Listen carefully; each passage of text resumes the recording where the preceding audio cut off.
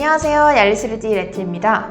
지난 시간 주변 아이콘들 설명에 이어서 이번 시간에는 프린팅 설정 세부 메뉴들에 대해 설명드리려고 합니다. 다른 유명하신 유튜버 분들이 이미 설명을 너무 잘 해주셔서 저는 기본적인 것만 짚고 또 멀티 출력에 관한 부분에 초점을 맞춰서 설명을 진행할까 합니다. 우선 저희 오토에 대한 네임택 세팅 값으로 설명을 해드릴게요. 단색과 달리 오색이라 상부에 다음과 같이 하나, 둘, 셋, 넷, 다섯 개의 익스트루더가 보일 겁니다. 가장 상단의 메뉴는 품질입니다. 그럼 꼭 필요한 세부 항목들 위주로 살펴볼게요. 층 높이는 적층 높이를 의미합니다. 대부분 노즐의 절반이 기본값입니다. 0.4mm 노즐을 사용하므로 적층의 기본값은 0.2mm가 되겠죠. 첫 번째 레이어 높이는 적층을 할 때 첫 레이어를 몇 밀리미터로 할 것인가인데요. 얄리 대표님은 첫 레이어에서 필라멘트의 출력량이 좀 많아야 안착에 유리하다고 하셔서 0.3을 기본 설정으로 하였습니다. 그 의미는 다른 레이어보다 첫 레이어는 1.5배 더 많은 압축량을 보인다는 것이죠. 폭이 그만큼 두껍다고 생각하고 출력을 할 테니까요. 그 외에 선의 두께나 혹은 노즐의 직경에 맞춰서 설정을 해주시면 됩니다. 다음으로 외곽을 살펴보겠습니다. 벽 익스트루더에 대한 부분인데 지난 시간에 필라멘트는 노즐이다 이렇게 간단하게 생각하고 넘어가자고 했는데요. 일반 필라멘트로 설정된 이 색이 노즐의 색이라고 생각하시면 됩니다. 허나 여기 보시면 각 모델에 대한 외벽 익스트루더와 내벽 익스트루더를 각각 설정할 수 있는 것처럼 보이지만 실제로는 이렇게 하나를 바꾸게 되면 전체 X가 다 바뀌어 버립니다.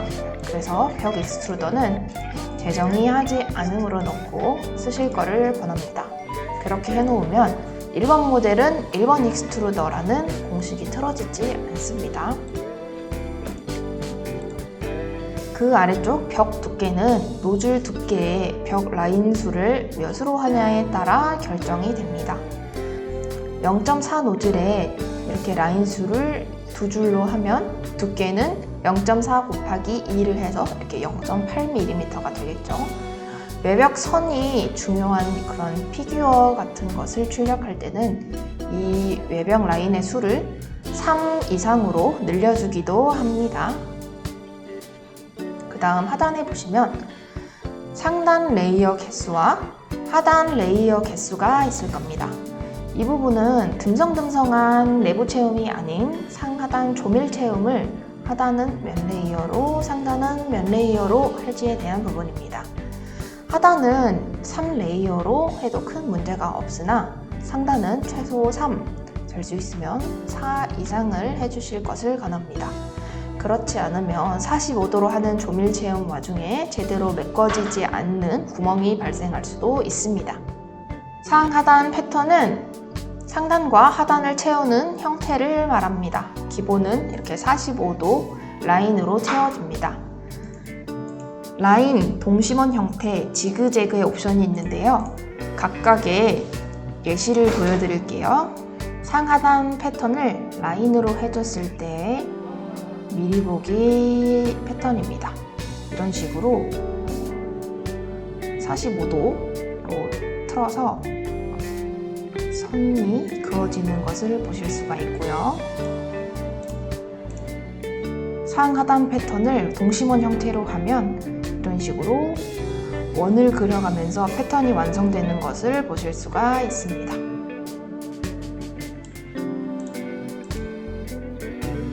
상하단 패턴을 지그재그로 했을 때입니다. 라인과 비슷하게 이렇게 지그재그로 라인을 그려나가는데요. 이렇게 세 가지 옵션 미리 보기로 확인해 보았습니다. 다림질은 Z축이 내려가지 않고 필라멘트의 이동 간격을 줄여서 필라멘트를 가늘게 내보내며 표면을 정리해주는 역할을 하는 기능입니다. 이렇게 다림질 사용에 부위를 체크하면 이렇게 아래에 세부 메뉴가 나오는데요. 최상위 레이어의 다림질을 켜시면 최상층부에 있는 레이어들만 다림질이 됩니다. 여기에 체크를 해제하면 모든 레이어마다 다림질을 실행하게 되고요. 다림질 사용도 각각의 익스트루더에 따른 메뉴이기 때문에 필요한 모델이나 색만 다림질할 수도 있습니다. 다림질 라인 간격은 다림질하는 선의 간격을 얼마로 할 것인지입니다. 간격이 좁을수록 촘촘하지만 잘못하면 압출이 과다돼서 끝부분이 떡지게 될 수도 있습니다. 다림질 압출량은 기본 압출량을 100으로 봤을 때 다림질은 같은 레이어 높이에서 왔다 갔다 하는 것이므로 압출량을 적게 줄지 많이 줄지를 설정할 수가 있습니다. 다림질 삽입은 최외벽에서 얼마만큼 떨어져서 다림질을 할 것인지입니다. 기본 내부 체움이 아닌 외벽에 두 줄을 가한 경우 0.8만큼 떨어져 있는 상태에서 내부 체움이 있습니다. 그래서 저는 0.4보다 작은 값으로 0.3이나 0.2로 하는 것을 선호합니다. 다만 이 값이 작고 다림질의 플로우 양이 많아버리면 외벽을 넘어서 과잉의 필라멘트가 다림질되면서 넘어가 버리기도 합니다. 다음은 내부 체움에 대해서 알아볼게요. 내부 체움 밀도는 내부에 비어있는 공간의 체움 밀도를 의미합니다. 피규어 같은 걸 만들 때는 5% 정도로 해서 사용하지만 저는 네임택 같은 경우는 얇은 경우에 강도가 조금 필요하기 때문에 20% 이상으로 설정을 해서 사용을 합니다. 내부 체움 패턴에는 또 다양한 옵션들이 있는데요. 간단하게 3개의 패턴을 여러분께 예시로 보여드릴게요. 이렇게 그리드 패턴, 이렇게 그리드로 했을 때의 내부 체움 패턴이고요.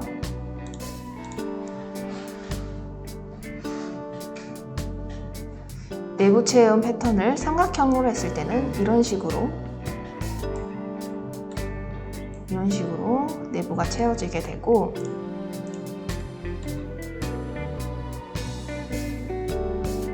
내부 체움 패턴을 동심원으로 했을 때의 형태입니다.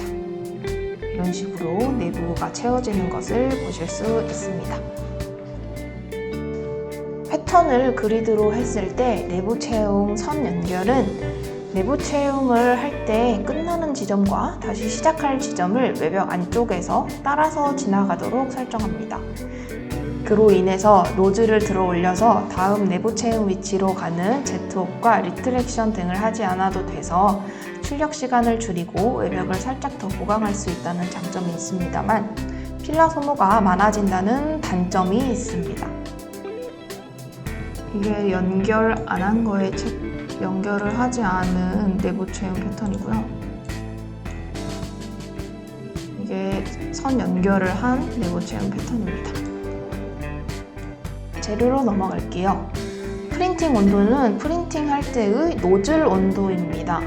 멀티 출력할 때는 프린팅 온도, 첫 번째 레이어의 프린팅 온도, 초기 프린팅 온도, 최종 프린팅 온도, 그리고 하단의 대기 온도 이렇게 5개를 일치시켜줘야 됩니다. 그렇지 않으면 노즐을 스위칭할 때 서로 온도값이 다르게 되면서 온도를 잠시 낮추는 이 쿨링 시간이나 노즐을 올리는 이 히팅 시간이 발생하게 되어서 출력 시간이 확 늘어나게 됩니다. 온도값은 개별 익스트루더 옵션입니다. 각각의 익스트루더 값을 이렇게 하나씩 다 변경해 주어야 합니다. 과거에는 이렇게 하나의 값을 5개의 익스트루더 수정할 때 일일이 익스트루더를 선택해서 해줬는데요. 해당 메뉴에 우클릭을 하면 모든 익스트루더의 값 복사라는 메뉴를 이용해서 해당 값을 5개의 익스트루더에 다 바로 입력할 수도 있습니다. 각 필라멘트에 따른 압출량, 즉 플로우 값을 설정할 수도 있습니다. 회사마다 필라멘트의 두께가 미세하게 달라서 필요한 플로우 값이 다를 수도 있고 벽 안쪽은 물이 새지 않게 하기 위해서 그 부분만 플로우 값을 더 높여서 빡빡하게 출력을 해야 할 때도 사용할 수 있습니다. 다음은 속도 메뉴인데요. 프린팅 속도는 다음과 같이 여러 가지 옵션이 있습니다. 초기 레이어 속도는 안착을 위해서 일반 속도보다 더 느리게 세팅을 해주곤 합니다. 그곳에는 브림, 스커트 등을 천천히 하기도 합니다. 그리고 이 초기 레이어 속도로 느리게 출력하는 레이어를 몇 개 레이어로 할지에 대한 옵션이 느리게 프린팅할 레이어의 수입니다. 2로 입력을 하면 첫 번째 레이어와 두 번째 레이어는 초기 레이어 속도를 적용해 천천히 출력을 합니다.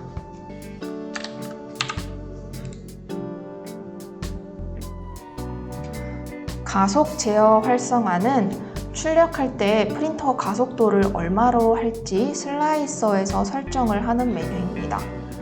이곳을 설정해주지 않으면 펌웨어 상에서 설정해준 값을 따라 움직입니다. 다음은 이동 메뉴를 살펴보겠습니다. 리트랙션 활성화는 이동 시에 리트랙션을 할 것인가 하지 않을 것인가에 대한 옵션인데요. 리트랙션은 출력 후에 이동을 할 때 노즐에 남아있는 필라멘트가 아래로 흐를 수 있기 때문에 그 현상을 최소화하기 위해서 필라멘트를 익스트루더 방향으로 당겨주는 것을 말합니다. 리트랙션 거리는 리트랙션이 이렇게 활성화되어 있을 때 리트랙션을 주는 거리입니다.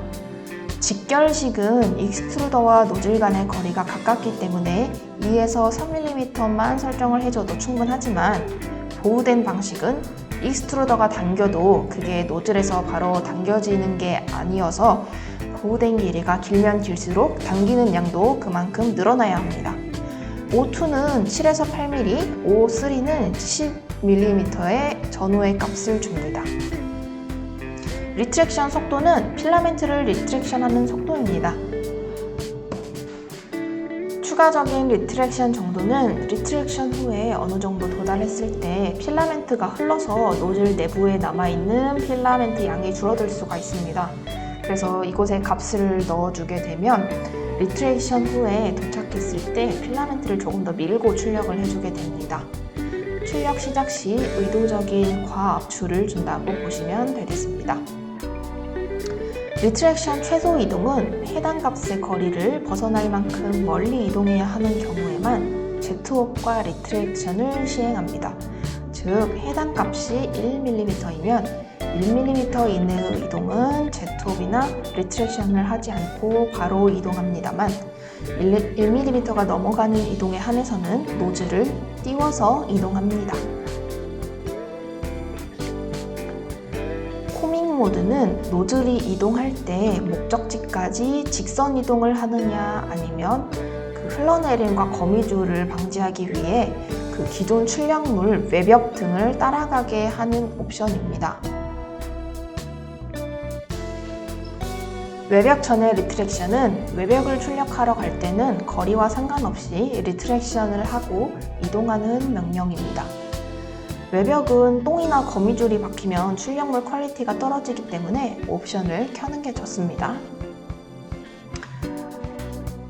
움직일 때 프린팅한 부분을 피하기 옵션을 체크하면 프린팅 후 어딘가로 이동할 때 노즐이 멀리 돌아서 프린팅한 구조물을 피해서 움직입니다.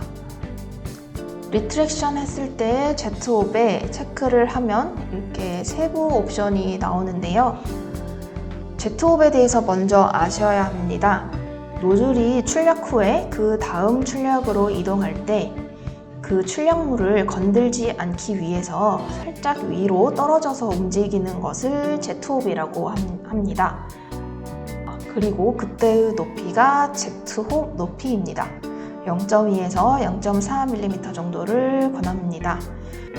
리트랙션을 필라를 당기는 것, 제트홉은 노즐을 출력물과 떨어뜨리기 위해 노즐을 올리는 것이다 라고 생각하시면 됩니다. 하단의 익스트루더 스위칭 후 제트홉은 필라 교체를 위해서 타워로 갈 때 제트홉을 줄 건지에 대한 옵션입니다. 이 값이 기본이 1인가로 원래 되어 있는데 이 부분을 0.1 정도로 낮게 해줄 것을 권합니다. 왜냐하면 1로 하면 피규어 같은 걸 출력할 때 여드름 같은 게 크게 발생합니다. 냉각 부분입니다. 프린팅 냉각 사용에 체크를 해주셔야 합니다. 냉각은 정말 중요한데요. 나중에 이 쿨링에 대한 부분도 따로 설명할 기회가 있으면 좋겠습니다. 이 팬 속도는 100%로 되어 있는데 팬 속도는 PWM 제어로 몇 %의 강도로 돌릴 것인지입니다. 아래에 보시면 초기 팬 속도는 바닥 출력을 할 때 팬 속도입니다. 바닥은 쿨링보다도 안착이 중요하니까 0%로 꺼두는 것이 좋습니다.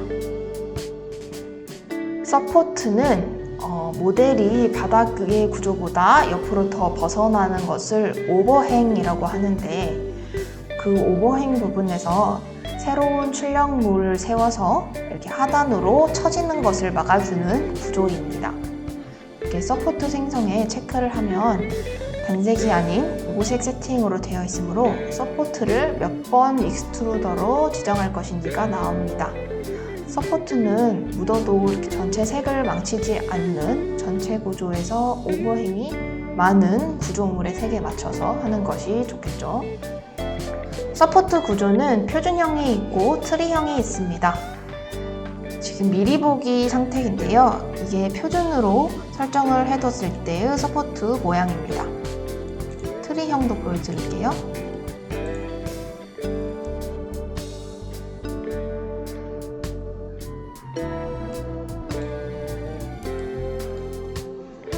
표준형을 주로 사용하는데 트리형은 이런 식으로 나무 모양으로 바닥은 넓게 위로 올라갈수록 가지를 치듯이 다가가서 오버행 부분을 지지해 줍니다. 모델에 따라서 어떤 것이 적당한지 보고 사용하시면 됩니다. 필요한 부분에만 서포트를 설치하고 싶을 때는 이전 시간에 설명드렸던 이 시장에서 플러그인을 다운받아서 커스텀 서포트를 사용해서 이렇게 서포트를 내가 원하는 위치에 설정할 수도 있습니다. 서포트 배치에 빌드 플레이트 위를 설정을 해두면 이렇게 오직 빌드 플레이트 위쪽에 있는 오버행 부분에만 서포트가 설치가 됩니다. 이 부분을 어디에나로 바꿔볼게요.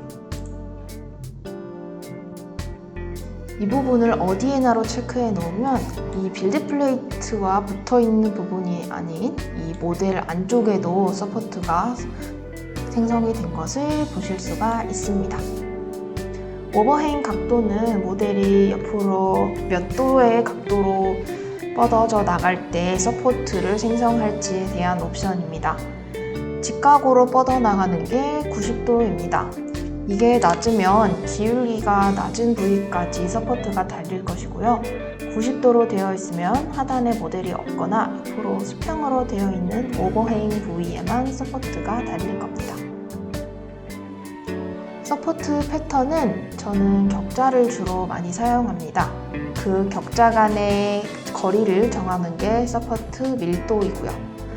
듬성듬성 할 때는 서포트 밀도를 낮게 하고요. 서포트 간의 간격을 촘촘하게 할 때는 서포트 밀도를 100으로 하면 됩니다.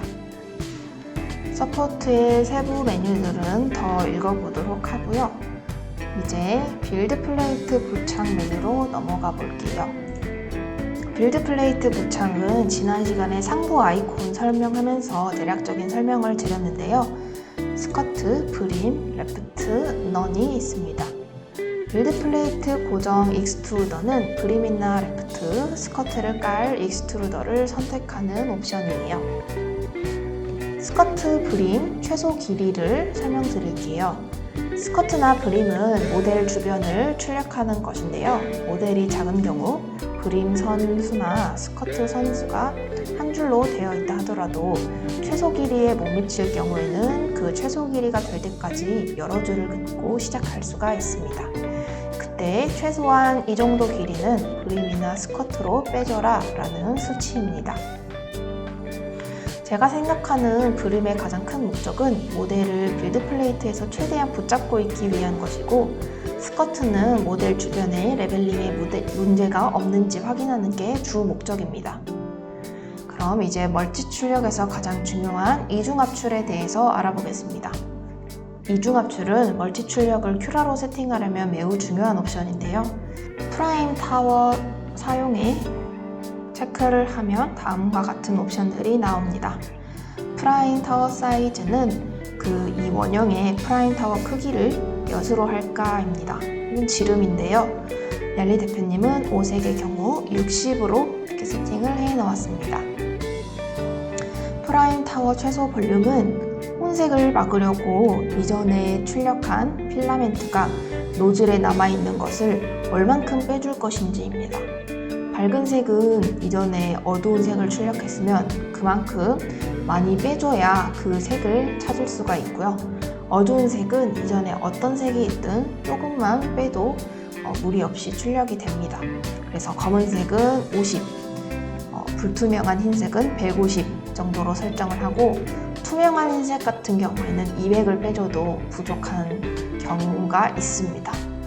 우즈 쉴드는 모델 주변으로 이렇게 벽을 쌓으면서 출력을 하게 되는데요. 벽의 역할은 타워에서 들어오는 찌꺼기를 막아주는 역할을 하고 또 내부의 온도를 유지해주는 역할을 합니다. 노즐 스위치 리트랙션 거리는 스타트, 엔드, G코드 내에서 들어올 때와 나갈 때에 빼주는 양을 정하게 설정되어 있어서 굳이 여기서는 기록하지 않아도 됩니다. 종종 멀티를 처음 세팅할 때 자꾸 당기는 양이 많아요 하는 경우가 있는데 그때 보면 이곳에 리트랙션 거리가 기록이 되어 있는 경우가 있습니다. 이상 중요한 것들은 대부분 정리가 된 듯 합니다. 그리고 마지막 팁, 메쉬 수정 메뉴에서 보면 대체 메쉬 제거라는 메뉴가 있습니다. 이 부분에 체크가 이렇게 디폴트로 되어 있는데 이게 체크되어 있으면 두 모델이 중첩이 되어 있는 경우 레이어마다 하나의 모델씩 중첩해서 계속 출력을 해버립니다. 만약 하나의 모델이 그곳을 점유하고 있다면 내부 채움으로 끝날 텐데 말이죠. 그래서 이 부분에 체크를 해주시면 하나의 모델이 그 중첩된 부분을 점유해서 처리하게 됩니다. 이 내용은 기존엔 당연히 두 개가 중첩되나 보다 하고 사용했는데 유튜버 두꺼비님께서 이 기능을 소개해 주셔서 알게 되었습니다. 감사합니다. 이상 큐라의 프린팅 설정 메뉴들에 대해 알아봤는데요. 잡다한 것들은 다 건들기에는 제가 아직 부족한 점도 많고 시간도 너무 많이 차지할 듯 하여서 꼭 중요한 부분과 멀티 출력 관련된 부분들만 찝어서 설명을 해보았습니다. 다음 시간에는 지금까지 배운 내용들을 토대로 오색 멀티컬러 출력을 걸어보고 또 출력할 시의 유의사항들을 알려드리려고 해요. 긴 시간 영상 신청해 주셔서 너무 감사하고 다음 영상에서 또 찾아뵙겠습니다. 이상 레티였습니다. 안녕! 구독, 좋아요 아시죠?